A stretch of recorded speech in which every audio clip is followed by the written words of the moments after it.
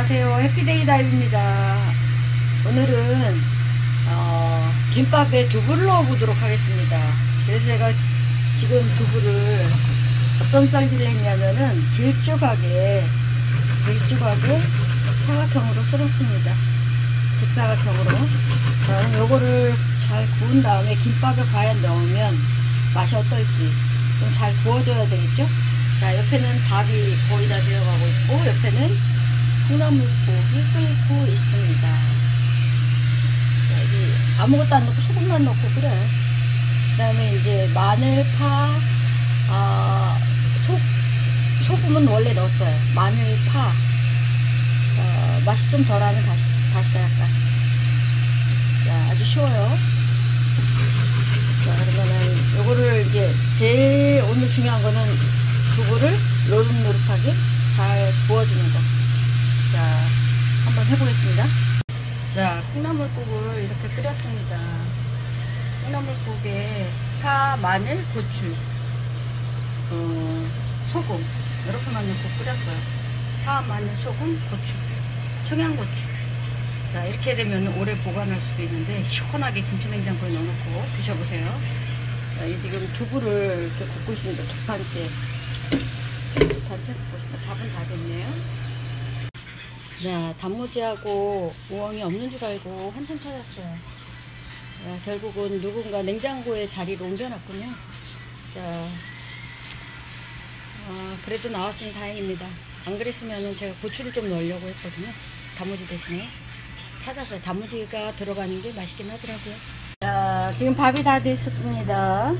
제가 밥을 압력솥에다 했는데 처음에는 조금 밥을 누룽지를 좋아해서 만들어 보기도 하고 그랬는데, 자, 누룽지 안 됐으면 좋겠습니다. 왜냐면 누룽지가 되면 약간 먹기는 누룽지 끓여서 먹으면 좋은데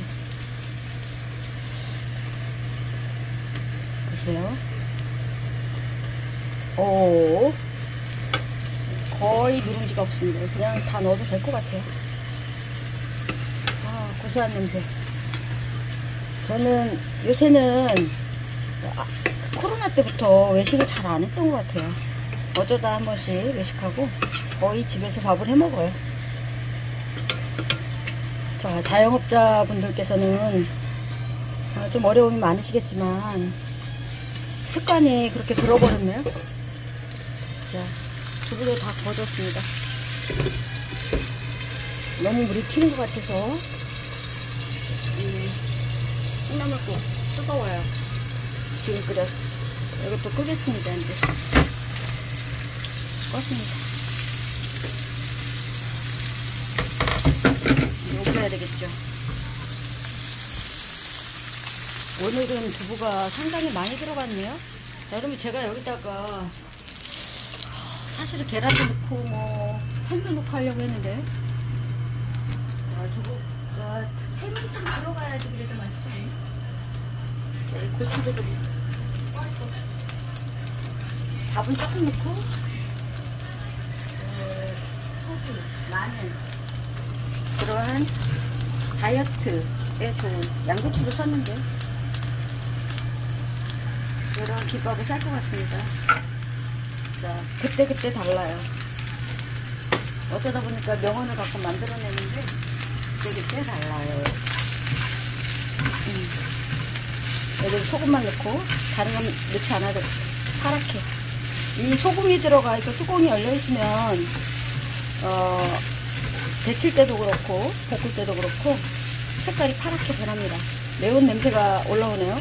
사실 여기다 고추하고 제가 멸치볶음을 하려고 샀는데 이 고추의 비타민이 많은 거 아시죠? 그리고 이 매운맛이 통증을 잡아준대요. 무릎이나 어깨나 여자분들 특히 5, 60대 우리 여자분들 갱년기 지나면서 그 아프고를 많이 호소하시는데 이런 고추로 제가 고추로 지난번에 고추 소박이를 좀 대충 제대로는 안 했지만 담아봤는데, 자, 이렇게 고추 김밥 재료가 오늘은 조금 색다릅니다. 자, 밥도. 자, 이제 다른 걸 좀 해보겠습니다. 이건 좀 식으라고 두고. 자, 이렇게 두부하고 꽈리고추하고 단무지하고 우엉하고 준비를 했는데 제가 또 준비를 하려고 합니다. 햄인데요. 햄이 좀 들어가야 맛있는 것 같더라고요. 그래서 제가 지금 이렇게 달구고 있습니다. 후라이팬에. 물이 조금 튈 수도 있는데 좀 튈 수도 있어요. 불을 약하게 하거나 꺼놔야 돼요. 달구기 편해서는. 그리고 물기가 제대로 좀 없으면 못되죠. 자, 이렇게 해서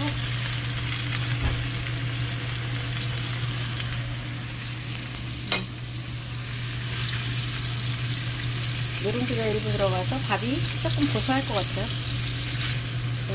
제가 누룽지는 몸에 좋다고 그랬죠. 몸에 불순물을 제거해준대. 알칼리 음식이 되나봐요. 자, 이게 고기, 육류 종류는 산성 음식이죠. 뭐 쉬어서 산성 음식이라는 게 아니라 그 산성 음식에 이러한 누룽지 아니면 야채, 과일 이런 거는 과일 신맛 때문이 아니라 알칼리성 음식하고 산성 음식하고 사람은 혈액은 중성을 띠기 때문에 자, 이렇게 조화를 맞추는 게 좋습니다. 좀 익혀보겠습니다. 살짝 누룽지가 생겼지만 고운 소금을 이렇게 뿌려주겠습니다. 고운 소금. 이게 짜도 안 되고 여기다 조금 넣었던 소금이에요. 그리고 이거 참깨가 불포화 지방이 많다고 그랬어요. 참깨도 마찬가지죠. 자, 조금 남았는데 다 붓겠습니다. 우와, 이거는 그거를 김밥을 안 싸도 맛있겠네. 아껴 먹으려고 했는데 다 먹게 됐습니다. 자, 그러면 이제 이걸 비벼 볼게요. 자, 밥이 아직 따끈따끈한데 비벼 보겠습니다. 자, 이제 밥이 다 비벼졌습니다. 참기름, 통깨, 맛소금, 소금 가는 걸 넣었어요. 자, 그리고 이렇게 준비를 했습니다.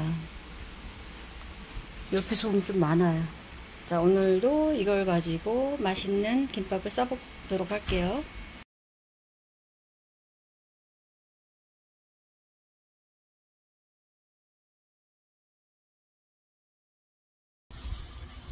자, 오늘은 김밥을 싸는데 준비는 다 됐습니다.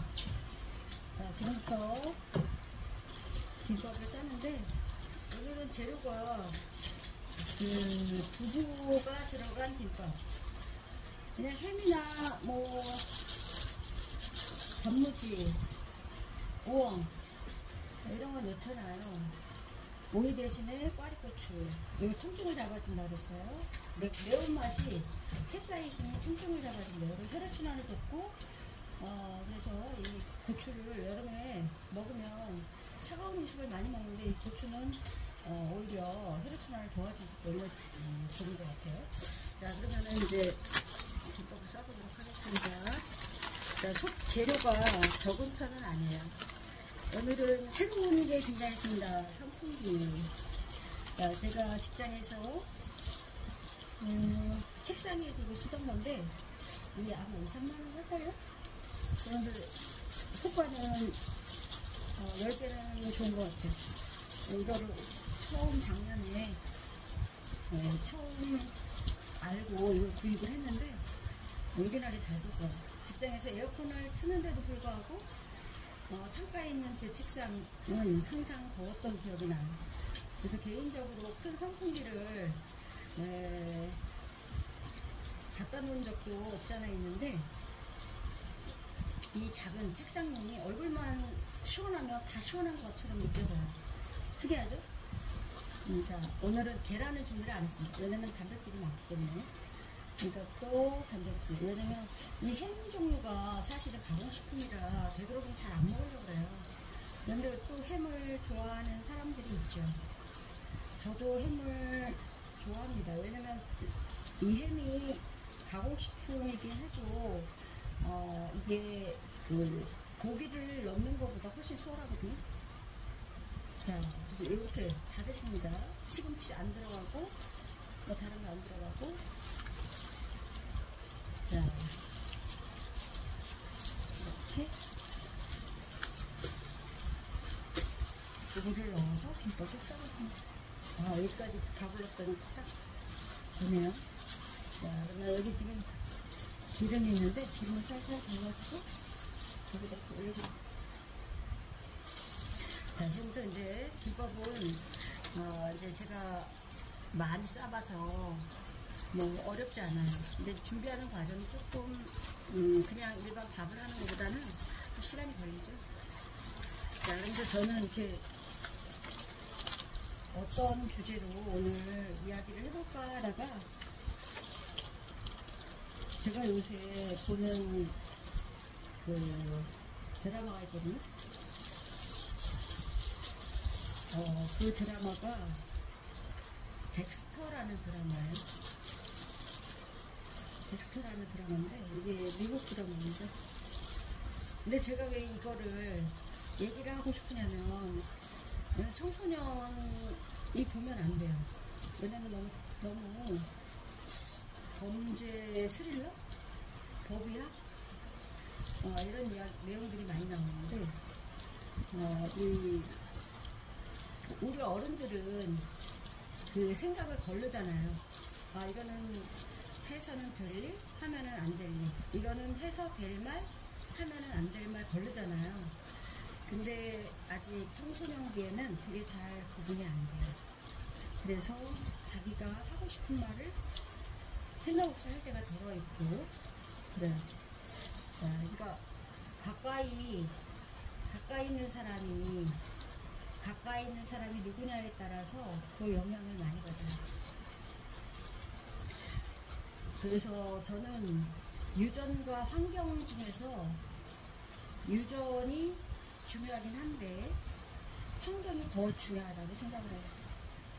유전이 중요한데 환경이 더 중요하다고 생각을 합니다. 그 이유는 그 덱스터라는 이야기에서 보면 똑같은 형제인데 어릴 때 큰 충격을 받게 돼요. 트라우마를 받게 돼요. 그 어린 시절에 겪어서는 안 되는 그런 큰 트라우마. 그런데 한 동생은 경찰관에게 가서 바르게 자라고, 또 한 형은 이리저리 홀로 크다가 범죄자가 됩니다. 근데 동생이나 형이나 똑같은 충동을 갖고 있고 똑같은 사고방식과 무의식에 일어날 수 있는 여러 가지가 너무 비슷해요. 근데 이 경찰관에게서 자란 동생은 옳은 일을 위해서 그 자기의 충동을 조절해서 사용하고, 형은 복수심에 가득 차서 무분별하게 자기가 하고 싶은 대로 해요. 그래서 결국은 형이 동생은 경찰관이잖아요. 범죄를 저지르는 형을 형제지만 결국 동생의 손에 의해서 살해를 당합니다. 이 말씀을 제가 왜 드리냐면 그만큼 우리 주변의 환경이 중요하다는 얘기예요. 그런데 사실 항상 환경이 좋을 수는 없잖아요. 그래서 부모님들이 자녀들을 다 키워보셨겠지만 이거 제 글을 이 구독자분들이 대부분 40대, 50대, 60대 연세가 있으신 제 연대 또는 저보다 적거나 많거나 이런 분들이시더라고요. 그래서 저는 이 말씀을 왜 드리냐면 이제 애들을 키워보시거나 키우고 계셔서 아이들이 거의 다 장성한 자녀들이 많겠죠. 그런데 왜 이런 말씀을 드리냐면 그 아이들에게는 좋은 경험을 많이 시켜줘야 돼요. 좋은 경험. 예를 들어서 부모님들이 아이들을 데리고 많은 경험을 시켜주는 건 참 좋아요. 책을 읽어주는 것도 좋고, 아빠나 엄마나 같이 해야 돼요. 이거는 여자가 할 일. 과거에는 여자분들이 주로 여자들이 살림도 하고 아이도 키우는 게 그게 보통 일상적인 사고방식이었는데, 사실은 요즘은 같이 키우고 같이 벌고 같이 키우고 같이 모든 걸 하는 경우가 많아요. 그런데 저도 아이를 키우고 직장생활하고 살림을 하면서 이거 뭔가 불공평한데? 나는 왜 이렇게 더 많은 일을 남자보다 해야 되지? 이런 생각을 했던 적은 있어요. 근데 옛날에는 그게 당연하다고 생각을 했는데, 지금 세대들은 같이 도와가면서 생활하는 거 보면 참 보기 좋아요. 그게 바람직한 것 같아요. 근데 옛날에는 살림만 하는 경우는 어차피 뭐 다 하는 걸로 알고, 살림을 하지 않고 그냥 직장생활까지 하는 경우도 다 하는 걸로 알고, 그러니까 더 힘들긴 했겠죠. 제가 오늘 얘기하고자 하는 거는, 말씀드리고자 하는 거는, 우리가 아이들 앞에서 보여야 될 것과 보이지 말아야 될 것, 해야 될 것과 하지 말아야 될 것. 그 어릴 때 제가 조금 전에 말씀드린 그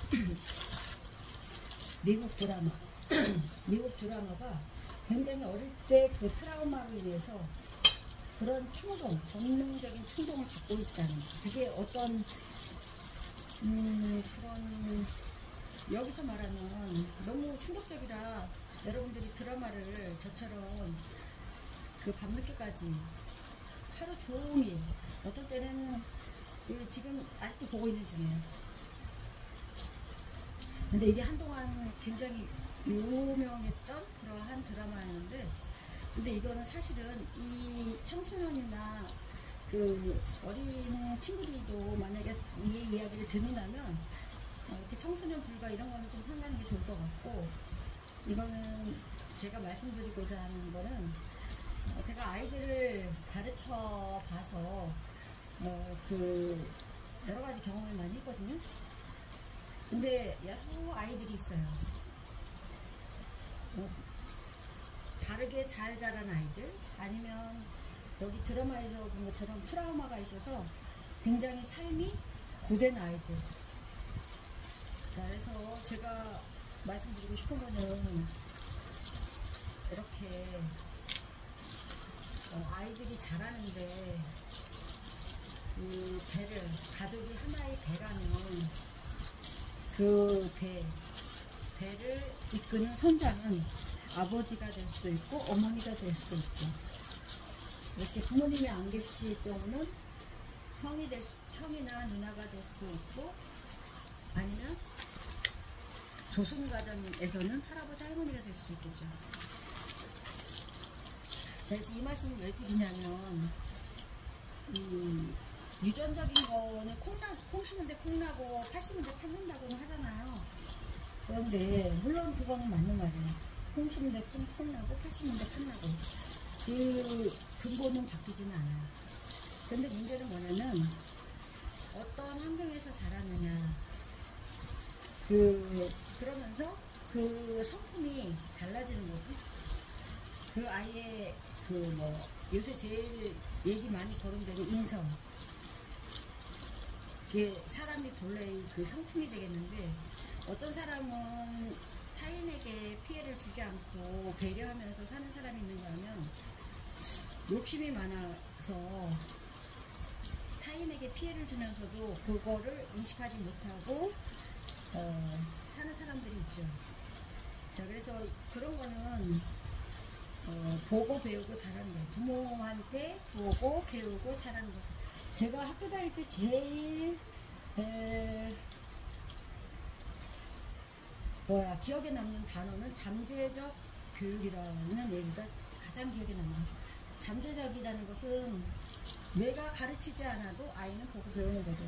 내가 아무리 잘 가르치려고 해도 나의 행동과 습관을 따라서 아이들이 따라한다는 거예요. 그래서 부모를 원망하는 아이들도 있기는 해요. 왜냐면 그만큼 사랑을 주지 못했거나 아니면 방임했거나 너무 과잉 보호를 했거나, 너무 과잉 보호를 해도 안 되고 너무 방임을 해도 안 되고, 아이들은 적절히 사랑을 주면서 스스로 할 수 있는 그런 습관이 몸에 배도록 가르쳐야 될 것 같아요. 근데 요새는 이제 제가 학교에 있으면서 가장 많이 느꼈던 거는, 최근에, 과거에는 그런 생각을 많이 못했어요. 왜냐면 부모님들이 바쁘고 학교에 오시는 분들 별로 없었거든요. 근데 요즘은 부모님들이 많이 나면 둘, 뭐 서너 나는 집도 가끔 있어요. 가끔. 그리고 보통 하나. 근데 그 하나 아이에게 몇 명이, 부모뿐만 아니라 할아버지, 할머니, 외할아버지, 외할머니, 고모, 이모, 삼촌 뭐 다 관심을 갖고 사랑을 주겠죠. 그리고 한 아이를 키우는 데는 마을이 필요하다. 한 마을에서 아이가 잘한다, 이런 얘기인데, 제가 최근에 지인이 시골로 이사를 간 자녀가 있는데,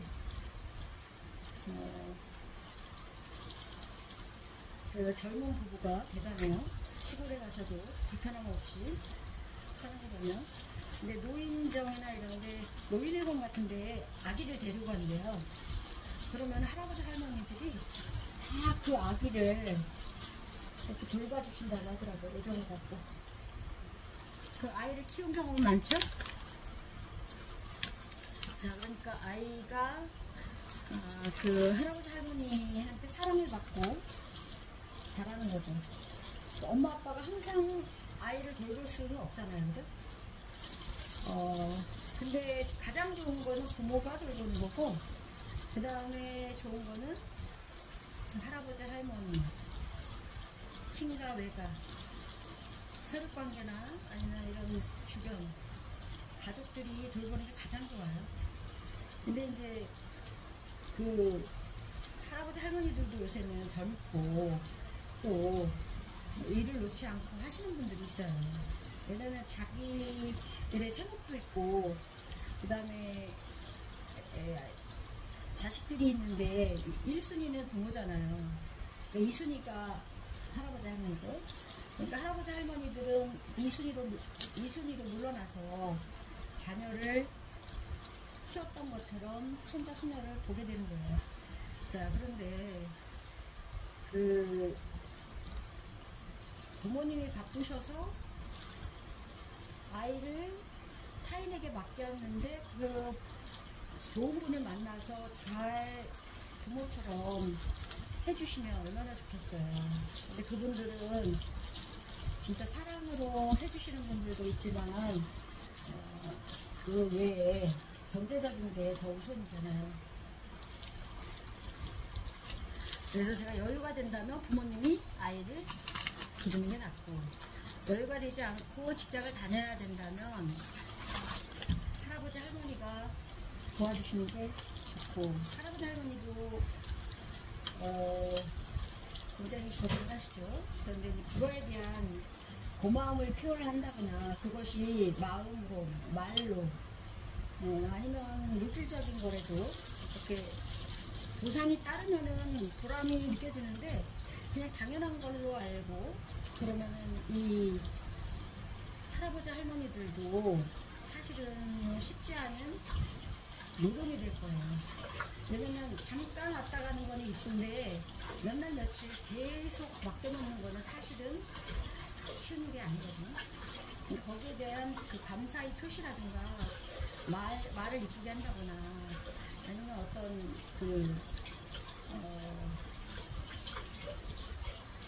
좋아하시는 그런 어떤 거라든가 이런 것들을 가끔 물질적인 거라도 어느 정도 보상을 해드려야, 그래야지 얘가 나한테 고마움을 느끼는구나 이렇게 알 거 아니에요. 근데 꼭 할아버지 할머니들이 여유가 되면 그런 거 바라지 않고 얼마든지 하시겠지만, 오는 것 자체만으로도 기쁘겠죠. 얼마나 보고 싶으시겠어요.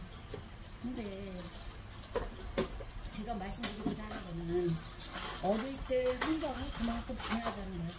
그러니까 제가 지금 보고 있는 드라마에서도 그렇듯이 똑같은 유전인자를 가지고 있어요. 부모가 같아요. 그런데 어떤 형제는 바르게 성장해서 좋은 일을 하면서 살고, 어떤 형제는 세상에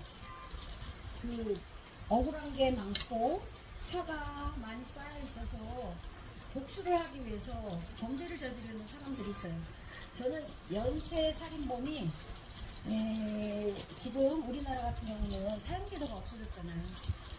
그래서 우리 이춘재 사건, 화성의 연쇄 살인범 영화로도 나오고 그랬는데 지금 감옥에 있어요. 그리고 모범수래요. 저는 이런 거는 진짜 잘못됐다고 생각을 합니다.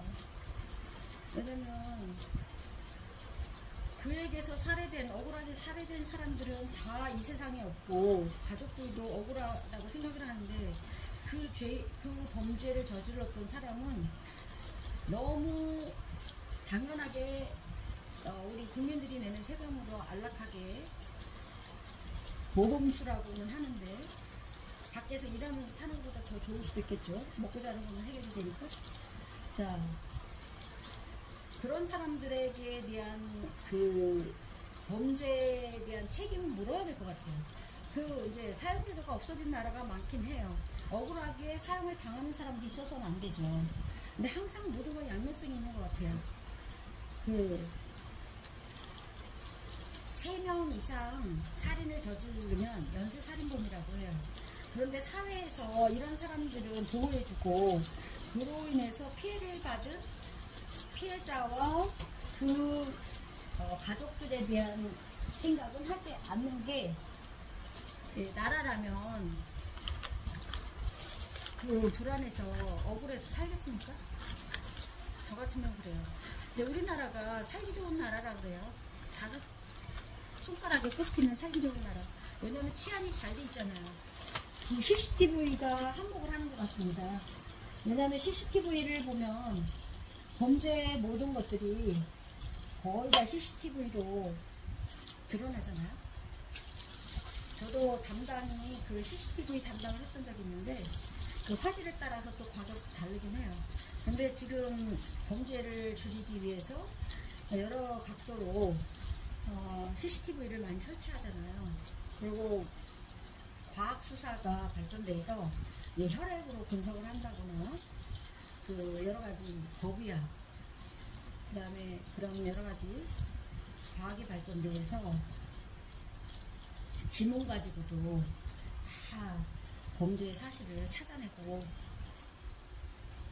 그리고 조그만한 흔적 하나로 모든 것을 알아내는 그런 시대잖아요. 지금은. 근데 제가 유튜브로 보거나 그런 쪽으로 또 사람들은 무서운 거를 좋아하는 본능은 있어요. 자, 이런 데서 보거나 느끼면 왜 그러한 범죄를 사람들이 저지를까? 충동적인 경우가 많겠죠. 충동적. 자기 충동을 조절하지 못해서 인성교육 할 때 뭐를 하냐면 화가 나면 화를 풀 수 있는 방법이 있어야 돼요. 종이를 찌른다거나 노래를 부른다거나 잠을 잔다거나 속으로 그 사람 욕을 해본다거나. 근데 절대 입 밖으로 내서는 안 되겠죠.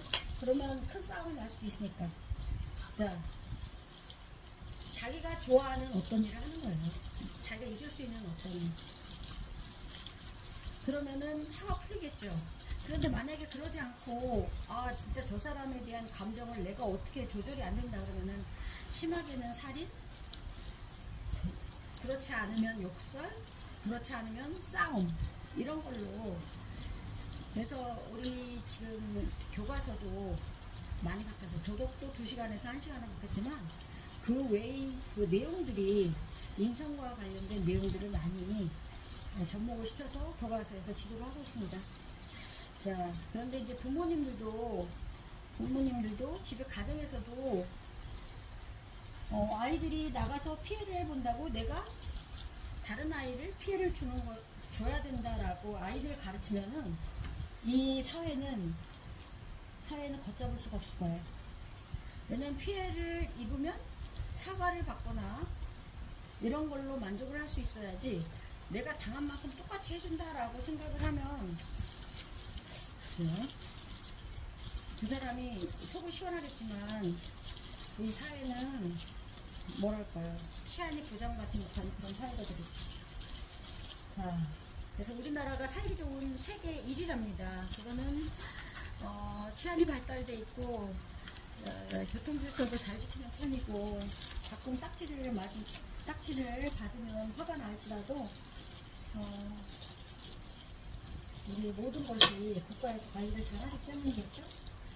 자, 그러면 이렇게 안전한 나라에서 평화롭게 이렇게 살고 있는데, 우리가 부모가 해야 될 일은 자녀들도 법을 잘 지키면서 살 수 있는 아이들로 성장을 시키는 거죠. 그리고 배려하는 마음이나 이렇게 화가 나도 자기 나름대로 화를 풀 수 있는 다른 방법으로 생각을 해서 바람직하게 사회생활을 할 수 있도록, 자기 화를 조절할 수 있고 바람직한 사회생활을 할 수 있도록 조절을 해줘야 되겠죠. 자, 그리고 좋은 환경이 될 수 있도록 부모님들은 가정에서 행복해야 돼요. 제가 제일 중요하게 생각하는 거는 부모님이 행복해야 아이들도 행복하다. 부모님이 불행하면 아이들도 불행합니다. 자, 이제 부모님들 행복하세요. 제가 이 김밥을 싸면서 지금 이런 말씀을 드리는 거는 부모님들이 행복해야 아이들도 행복해요. 자, 그래서 여러분들 모두 행복하시고 좋은 부모 되셔서 아이들을 바르게 잘 가르치시면, 키우시면 좋을 것 같아요. 자, 이상 김밥 다 쌌습니다. 자, 이 주변에 이만큼 남았는데 하나 썰어볼까요? 먼저 기름을, 이게 약간 울퉁불퉁하네요. 이거는 치우고 기름을 여기다가 이렇게 발라줘야 돼. 그래야지 잘 썰립니다. 자, 건강한 김밥, 두부와 파리고추와 이런 것들이 들어가 있는 건강한 김밥을 쌌습니다. 자, 들어간 재료는 많지는 않죠? 지난번에 불고기하고 그 참치 넣은 김밥 너무 예뻤는데, 오늘 김밥은 자, 두부를 김치에다 싸서 먹었더니 맛있긴 한데, 자, 이제 색다르게 두부를 제가 많이 사다 보니까 얼른 먹어야 될 것 같기도 하고, 이 두부를 싫어하는 사람 없잖아요, 그죠? 하나 더 썰어볼까요? 여기다 이렇게 기름을 바르고 이렇게 발라주고, 그래야지 이 밥하고 저기 달라붙지가 않아.